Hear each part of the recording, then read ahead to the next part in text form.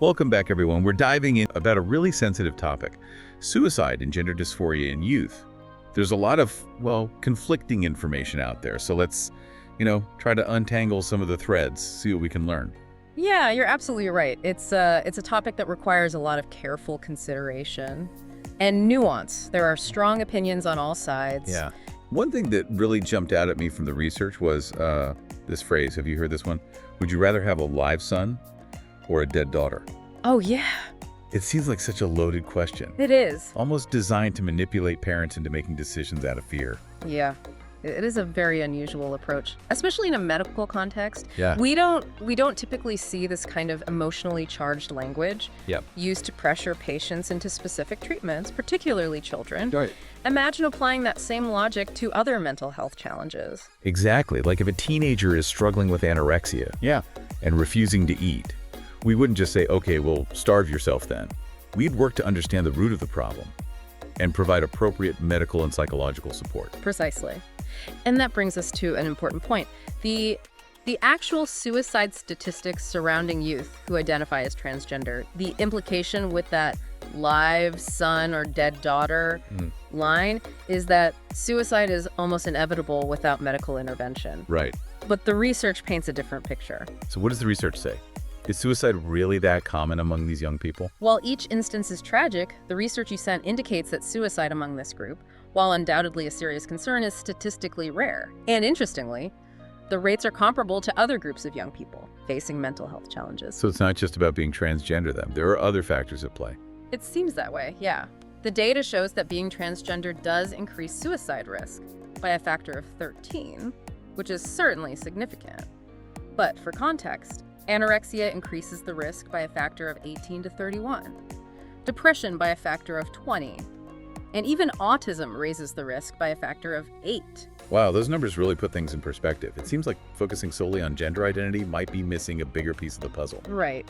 It suggests that we need to consider the broader mental health landscape and explore other potential contributing factors. This is where understanding comorbidity becomes really important. Okay, so what is comorbidity and how does it relate to this discussion? Comorbidity essentially means the presence of multiple psychological conditions occurring at the same time. Okay. What's interesting is that the research shows young people who identify as transgender often experience other mental health challenges alongside gender dysphoria. Things like depression, anxiety, eating disorders, or autism spectrum disorders are quite common. So it's not just one issue in isolation, it's more like a complex interplay of different factors. Exactly. It's like a tangled knot, where it's not always clear which strand is causing the most tension. This raises a crucial question. Could these co-occurring conditions, rather than gender dysphoria itself, be contributing to suicidal thoughts? It's something we need to explore further. This makes me wonder if focusing primarily on medical interventions like puberty blockers and hormones is really addressing the root of the problem. Are we potentially overlooking other important aspects of these young people's mental health? That's a very valid concern, and the research you shared highlights some potential downsides to these medical interventions that we need to consider carefully. Like what specifically? Well, there's evidence suggesting that puberty blockers, for example, can actually cause depression and other emotional disturbances that could be related to suicide. Wasn't there a study in the UK that found something similar? Yes, Professor Michael Biggs analyzed data from a UK trial and found that the group given puberty blockers actually reported more self-harm and emotional problems compared to the group that received only psychological support.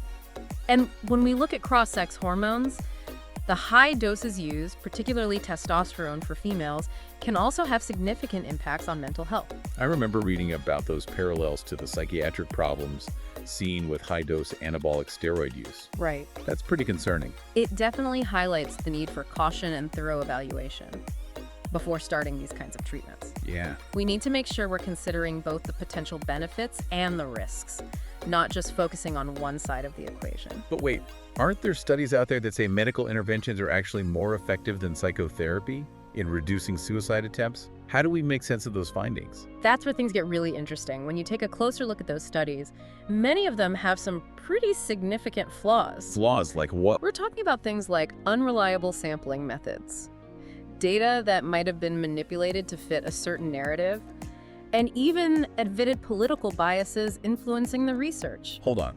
Political biases in scientific research, how is that even possible? It's more common than you might think. Remember, researchers are human too, and they can be influenced by their own beliefs and agendas. A classic example of this is the Haas report from 2004, which claimed a staggering 41% suicide attempt rate among gender-dysphoric individuals. 41%, that's a shockingly high number. It is, but the problem is that the study relied on something called convenience sampling, which means they essentially just collected data from whoever was easiest to reach. This makes it impossible to generalize those findings to the wider population. So you're saying we can't really extrapolate that 41% figure and assume it applies to all gender dysphoric individuals? Exactly. Plus, the authors of the Haas report themselves admitted that their questioning methods might have inflated the number. And they didn't even consider the influence of other mental health factors that could have been contributing to those suicide attempts. Okay, so that 41% figure is starting to look a lot less reliable. Right.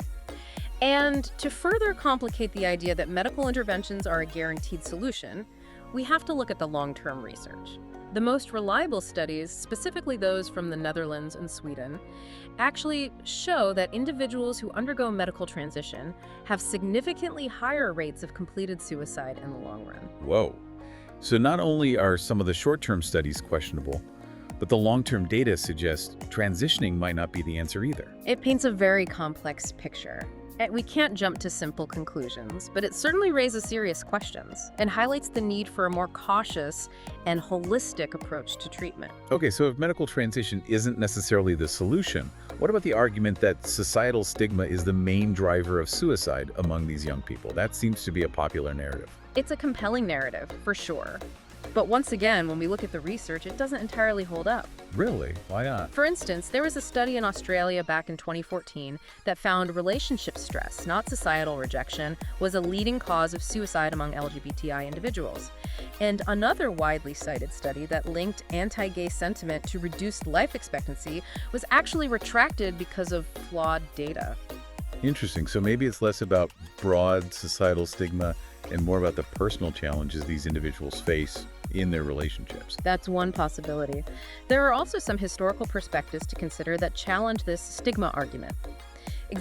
For example, suicide rates were actually lower in the 1950s when societal expectations around gender were much more rigid. This raises the question, if societal stigma alone was such a powerful driver of suicide, wouldn't we have seen higher rates back then? That's a fascinating point. It really challenges the idea that societal acceptance is the be-all and end-all solution to these complex issues. It certainly suggests there are other factors at play. So if we're looking for solutions, where does psychotherapy fit into all of this? It seems like therapy could play a vital role in helping these young people work through their feelings and make informed decisions. I couldn't agree more. Psychotherapy is absolutely essential in these situations. It provides a safe space for individuals to explore their feelings, understand the root causes of their distress, and develop coping mechanisms. You mentioned earlier that some individuals who undergo therapy ultimately embrace their biological sex and no longer feel the need to transition. Can you tell us more about how therapy can help address the underlying causes of gender dysphoria?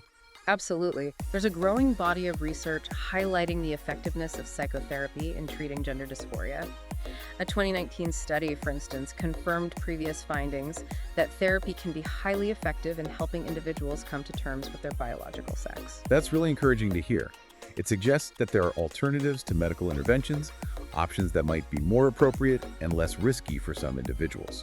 Exactly. It's all about providing a range of options and empowering individuals to make informed choices that align with their unique needs and circumstances.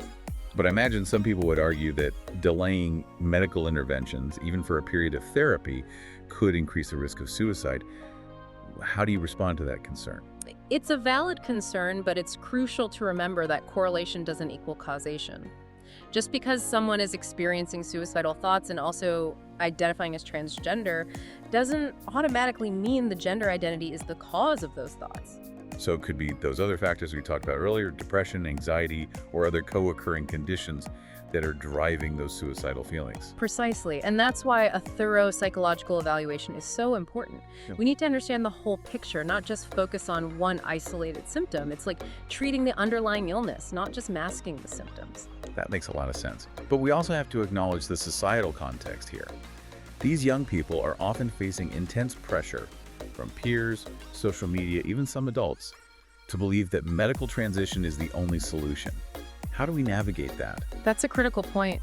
We live in a culture that often oversimplifies complex issues and promotes quick fixes. Right. It's vital to resist that pressure and encourage nuanced conversations that acknowledge the individual needs and experiences of each young person. It's about recognizing that there's no one-size-fits-all approach. What works for one person might not work for another. Absolutely. Individualized care, informed decision-making, and supporting these young people on their journey, whatever path they choose to take, should be our top priorities. So if we're being truly honest with ourselves, the science surrounding gender dysphoria and suicide is still evolving. Without a doubt. There's still so much we don't know, and we need more research, particularly long-term studies, to fully grasp the complexities of this issue. But in the meantime, what can we do to ensure that these young people are receiving the support and care they need? Providing access to mental health resources, including therapy and medication management if necessary.